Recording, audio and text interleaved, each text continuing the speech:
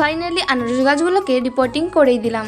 তো এই যে আনারস গাছগুলোকে দেখছো, এগুলো কিন্তু একটা প্লাস্টিকের মধ্যে লাগানো আছে, তাই ভাবলাম চলো আজকে রিপোর্টিং করাই যাক। রিপোর্টিং করার আগে আমি আনারস গাছের নিচের দিকে যে সমস্ত পাতাগুলো ছিল সেগুলোকে কিন্তু আমি ছাড়িয়ে নিয়েছি, যার ফলে আনারস গাছের গোড়াটা অনেকটাই ফাঁকা হয়ে গেছিলো। এরপর দেখতে পাচ্ছ আমি প্লাস্টিকটাকে ছাড়িয়ে নিচ্ছি।